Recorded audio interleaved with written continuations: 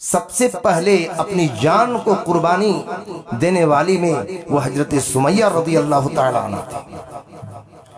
جب حضرت یاسر رضی اللہ تعالی عنہ، اس کی بیوی حضرت سمیہ رضی اللہ تعالی عنہ اور ان کا فرزند حضرت عمار رضی اللہ تعالی عنہ، یہ تینوں ایک ہی گھر کے ماں باپ بیٹا جب اسلام قبول کیے تو اسلام کے جرم میں کافروں نے، مشرکوں نے سبحان اللہ ان پر اذیتوں کا پہاڑ توڑا، ظلم ستم ڈھایا۔ اللہ اکبر۔ ان کو ان کے گلے میں لوہے کی زرہ پہنا دیے، بھاری بھرکم زرہ پہنا کر تپتی ریت پر، تپتی دھوپ پر چیت لٹا دیے تاکہ سورج طلوع ہوگا، سورج کی گرمی جس طرح بڑھے گی، جیسے جیسے سورج کی گرمی بڑھے گی یہ زمین کا ریت، زمین گرم ہوگی اور اس گرمی کی شدت کو برداشت نہیں کر پائیں گے اور پھر وہ اسلام سے باز آ جائے گا، محمد کی دین کو چھوڑ دیں گے۔ اللہ اکبر۔ یہ منشا لے کر اس پر ظلم و ستم کا پہاڑ توڑا جا رہا تھا۔ ایک مرتبہ اللہ کے نبی جناب محمد رسول اللہ صلی اللہ علیہ وسلم، حضرت سمیہ رضی اللہ تعالی عنہ چونکہ یہ ضعیف العمر تھی، بوڑھیا تھی، بوڑھی ہو چکی تھی، ان کا سرتاج، ان کا شوہر یاسر رضی اللہ تعالی عنہ یہ بھی بوڑھے ہو چکے تھے، اس کا فرزند عمار رضی اللہ تعالی عنہ تھے۔ راستے سے گزرے دیکھتا ہے کہ تینوں کے اوپر کافر ظلم ستم اور اذیتوں کا پہاڑ توڑ رہے ہیں۔ اللہ کے نبی جناب محمد رسول اللہ صلی اللہ علیہ وسلم نے پکار کر کہا کہ اے یاسر، اے سمیہ رضی اللہ تعالی عنہ، اے عمار، صبر کرو، صبر کرو۔ یا ایھا الذین آمنوا اصبروا وصابروا ورابطوا واتقوا اللہ لعلکم تفلحون۔ مصیبتوں میں صبر کرو، اے مومنو، مصیبتوں میں صبر کرو، تکلیفوں میں صبر کرو اور کافروں کے مقابلہ میں جمے رہو اور تیار رہو کہ تم فلاح پاؤ، تمہیں جنت عنایت کرے۔ اللہ کے نبی جناب محمد رسول اللہ صلی اللہ تعالی علیہ وسلم نے ان کو صبر کرنے کی تلقین کی۔ ایک مرتبہ رات کو ابو جہل حضرت سمیہ رضی اللہ تعالی عنہ کے پاس آتی ہیں اور آ کر ان سے باتیں کرتی ہیں، اذیت پہنچا رہے ہیں۔ آخر تک وہ کہتے ہیں سمیہ سے کہ تم دین سے باز آ جاؤ۔ وہ انکار کرتی رہی، غصے سے آگ بگولا ہو جاتا ہے، غصے سے بھڑک اٹھتا ہے اور ایک برچھی غصے سے اٹھاتا ہے اور سیدھے حضرت سمیہ رضی اللہ تعالیٰ عنہ کی طرف پھینک دیتا ہے، اس کے شرمگاہ پر لگتی ہے اور اس تکلیف کی شدت کو برداشت نہیں کر پاتی ہے اور اس کی روح پرواز کر لی جاتی ہے۔ انا للہ و انا الیہ راجعون۔ اس کے شرمگاہ پر برچھی مار دیا جاتا ہے۔ اللہ اکبر۔ ایک دوسری جگہ آیا ہے کہ اسلام کے جرم میں حضرت سمیہ رضی اللہ تعالی عنہ کہ ایک پیر کو رسی سے باندھا، دوسرے پیر کو رسی سے باندھا اور دو اونٹ گھوڑے پر سوار ہو کر پکڑ کر گھوڑا کو دوڑا دیا، چیر دیے، اللہ اکبر، دو ٹکڑوں میں بانٹ دیے اسلام کے جرم میں۔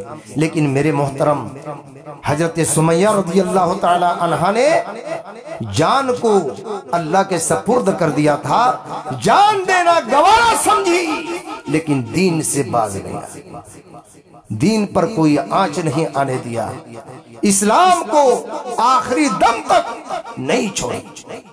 اسے مومن کہا جاتا ہے، یہ ہے مومن، اسے مومن کہا جاتا ہے۔ میرے دوستوں اور بھائیوں، جب ابو جہل غزوہ بدر میں بری طرح چھوٹے چھوٹے دو بچوں نے جب قتل کیا، حضرت عبد الرحمن بن عوف رضی اللہ تعالی عنہ بیان کرتے ہیں کہ میدان کارزار میں، میدان بدر میں دو بچے میرے پاس آ کر پہنچے اور ایک بچہ دائیں طرف کے کندھا پکڑ کر کہتا ہے کہ چچا جان ابو جہل کون ہے؟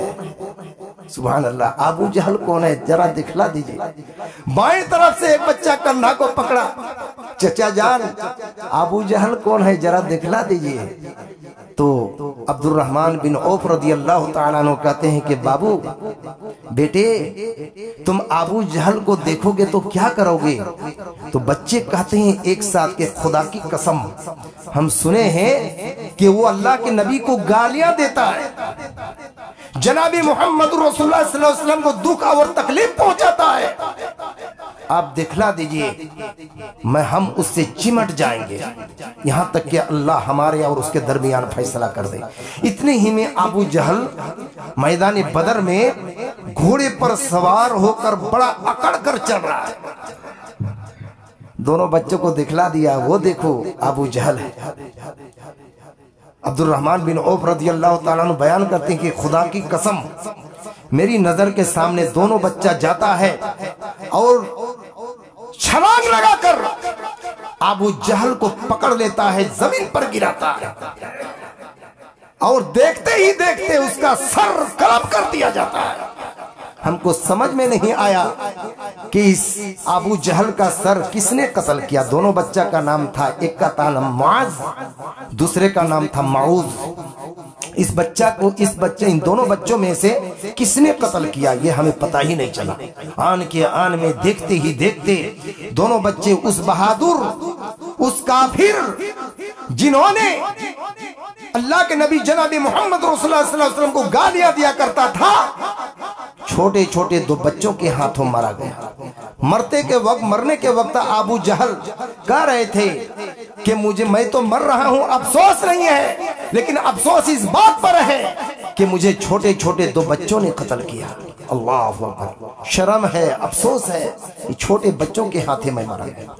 جب ابو جہل مر گئے، جب جہنم پہنچ گئے، اللہ کے نبی جناب محمد رسول اللہ صلی اللہ علیہ وسلم نے حضرت عمار رضی اللہ تعالیٰ عنہ کو بلایا اور کہا کہ اے عمار یہاں آؤ، یہ ابو جہل ہے جنہوں نے تمہاری ماں کو بری طرح شہادت پہنچایا تھا، تمہاری ماں کو قتل کیا تھا، آج اللہ تبارک و تعالیٰ نے تمہاری ماں کا بدلہ لے لیا ہے۔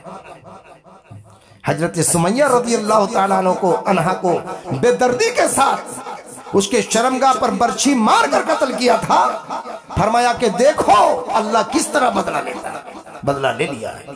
تو میرے محترم بزرگوں، دوستوں اور بھائیوں، کہنے کا مطلب یہ ہے کہ مومن وہ ہے جس کی جان اللہ تبارک و تعالیٰ کے سپرد ہوتا ہے، مومن وہ ہے جس کی جان اللہ تبارک و تعالیٰ کی حوالہ ہوتا ہے، وہ دین کے معاملے میں چٹان ہوتا ہے، ایک ذرا بھی نہیں گھسکتا ہے۔ جیسے کہ یاسر رضی اللہ تعالیٰ عنہ، ان کی زوجہ حضرت سمیہ رضی اللہ تعالیٰ عنہ اور ان کا فرزند حضرت عمار رضی اللہ تعالیٰ عنہ، مر گئی سمیہ، شہادت کی جام پی لی، لیکن ایمان کے دامن کو نہیں چھوڑا۔ اسی طرح میرے دوستوں اور بھائیوں، میں گزشتہ جمعہ کہا تھا کہ حضرت خنسہ رضی اللہ تعالیٰ عنہ کا واقعہ زبردست واقعہ ہے۔ میرے دوستوں اور بھائیوں، رونگٹے آپ کے کھڑے ہو جائیں، کس طرح دین کے معاملے میں اللہ تبارک و تعالیٰ کی حوالہ اپنی جان کو کر دیتے ہیں۔ حضرت خنسہ رضی اللہ تعالیٰ عنہ یہ مشہور شاعرہ اور صحابیہ ہے، وہ اپنی قوم کے ساتھ اپنی خوشی سے مدینہ ہجرت کی اور اپنی ہی خوشی سے مسلمان ہوئی۔ حضرت عمر فاروق رضی اللہ تعالیٰ عنہ کے دور خلافت میں قادسیہ کی ایک مشہور جنگ ہوئی، اس جنگ میں حضرت خنسہ رضی اللہ تعالیٰ عنہ اپنے چاروں بیٹوں سمیت شریک ہوئی تھی۔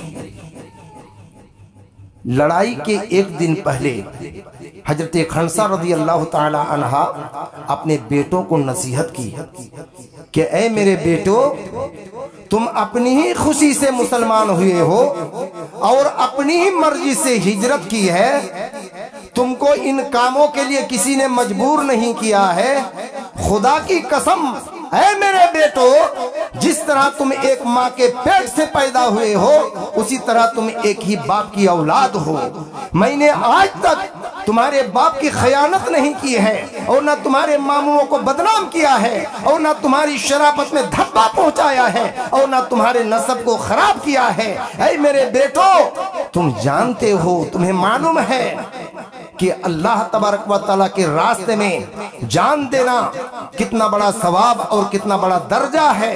تم یہ بھی جانتے ہو کہ دنیا فنا ہونے والی ہے اور آخرت باقی رہنے والی ہے۔ اللہ تبارک و تعالیٰ کلام پاک کے اندر عرض کرتا ہے، یا ایھا الذین آمنوا اصبروا وصابروا ورابطوا واتقوا اللہ لعلکم تفلحون۔ اللہ تبارک و تعالیٰ فرماتا ہے، اے ایمان والو، مصیبتوں میں، تکلیفوں میں صبر کرو اور کافروں کے مقابلہ پر جمے رہو، اور تم تیار رہو کہ قیامت کے دن تمہیں جنت ملے گی، تم بھلا پاؤ گے، نجات پاؤ گے۔ اے میرے بیٹو، کل صبح جب تم صحیح سالم اٹھو اور لڑائی کی جلتی ہوئی آگ دیکھو تو اس کے انگاروں پر گھس جاؤ اور کافروں کا خوب مقابلہ کرو۔ یہ ماں اپنے بیٹوں کو نصیحت کرتی ہے، سبحان اللہ۔ ارے اولاد سے بڑی نعمت دنیا میں کچھ بھی نہیں ہے۔ اولاد بہت بڑی نعمت ہے میرے دوستوں اور بھائیوں۔ آپ کو پتہ چلے گا کہ اولاد کتنی بڑی نعمت ہے۔ جس کی اولاد نہیں ہے اس سے جا کر پوچھو، جس کا بیٹا نہیں ہے اس سے جا کر پوچھو، جس کے اوپر ایک بہت بڑا کلنگ ہے، بانج کا داغ، اس سے جا کر پوچھو۔ وہ اللہ سے صبح شام دعا کرتے ہیں کہ خدا یا پروردگار عالم ہمیں ایک اولاد عطا کر دے۔ اے اللہ، اپا ہی جی صحیح، کانا ہی صحیح، لولا ہی صحیح، لنگڑا ہی صحیح، اللہ اولاد دے دے۔ اے اللہ، وہ بار بار دعا کرتے ہیں میرے دوستو۔ غور کیجئے اولاد کتنی بڑی نعمت ہے۔ ایسی نعمتوں کو حضرت خنسہ رضی اللہ تعالی عنہ نے اللہ کے راستے پر جہاد کے لیے نصیحت کرتی ہے کہ اے میرے بیٹو، جب تم صبح کو صحیح سالم اٹھو اور لڑائی کی جلتی ہوئی آگ دیکھو تو اس کے انگاروں پر گھس جاؤ اور کافروں کا خوب مقابلہ کرو۔ اللہ تبارک و تعالیٰ نے چاہا تو جنت میں تم بڑی ہی عزت و احترام کے ساتھ داخل ہو جاؤ۔ ماں بیٹوں کو نصیحت کی، سبحان اللہ۔ جب صبح ہوئی اور بیٹے صحیح سالم جاگے اٹھے اور لڑائی کی آگ جب تیز ہو گئی تو ان کے بیٹوں نے ماں کی نصیحت کو پڑھا، ماں کی نصیحت کو یاد کیا، اور ماں کی نصیحت کو پڑھ کر جوش میں آتے اور ایک بعد دیگرے میدان کارزار میں، میدان جہاد میں اللہ اکبر خود پڑھتے، ایک ایک کر کے نمبر وار آگے بڑھتا، ماں کی نصیحت کو پڑھتا، ماں کی نصیحت کو یاد کرتا اور کافروں سے خوب مقابلہ کرتا کافروں کو گاجرہ اور مولی کی طرح کاٹتے ہوئے شہید ہو جاتے۔ ایک بعد دیگرے چاروں بیٹے شہید ہو گئے۔ جب ان کی شہادت کی خبر حضرت خنسہ رضی اللہ تعالی عنہ کو پہنچی تو انہوں نے اللہ تبارک و تعالیٰ کا شکریہ ادا کیا اور فرمایا کہ اللہ تبارک و تعالیٰ کا لاکھ لاکھ شکر ہے کہ پروردگار عالم نے میرے بیٹوں کو شہادت جیسے دولت سے مشرف اور مکرم بنایا۔ امید ہے کہ میں اپنے بیٹوں کے ساتھ جنت کے سایہ میں رہوں گی۔ تو میرے دوستوں اور بھائیوں، یہ مومن ہے، یہ مومن ہی اس طرح اپنی جان کو اللہ کے راستے میں قربان دے سکتے ہیں۔ پتہ یہ چلا میرے دوستوں اور بھائیوں، مومن وہ ہوتے ہیں جو اپنی جان کو اللہ تبارک و تعالیٰ کے سپرد کر دیتا ہے۔ مومن وہ ہوتے ہیں جو دین کی خاطر اپنی جان کو قربان کر دیتے ہیں، یہ ہے مومن۔ میرے محترم بزرگوں، دوستوں اور بھائیوں، اسی طرح اللہ تبارک و تعالیٰ نے مال کے بارے میں بھی فرمایا ہے، یہ دنیا میں جس مال کو لے کر صبح سے لے کر شام تک ہائی مال، ہائی روپیہ، ہائی پیسہ، ہائی دولت کی صدا لگا رکھے ہیں میرے دوستوں اور بھائیوں، مومن وہ ہے جو اپنی مال کو اللہ تبارک و تعالیٰ کے سامنے اللہ تعالیٰ کے حوالہ کر دیا جاتا ہے۔ انشاءاللہ آپ باتیں سنتے چلیں گے۔ ضروری اس بات پر ہے کہ ان ساری باتوں کو سن کر، نصیحتوں کو سن کر آپ کے ایمان میں تازگی پیدا کریں، آپ کے ایمان میں مضبوطی پیدا کریں، آپ کے ایمان جیسے کمزور نہ ہو جائے۔ ایمان تر و تازہ رہے اس نصیحت کو پڑھ کر، تاکہ آپ کا من، آپ کا دل اللہ تبارک و تعالیٰ کی رضا کی طرف جائے، نماز کی طرف، روزے کی طرف، حج کی طرف، زکوٰۃ کی طرف، تاکہ اللہ تبارک و تعالیٰ آپ کو دنیا میں پکا سچا مومن اور مسلمان بنائے رکھیں، تاکہ مرنے کے بعد اللہ تبارک و تعالیٰ کے یہاں جنت میں اعلیٰ مقام ملے۔ بارے الہ میں دعا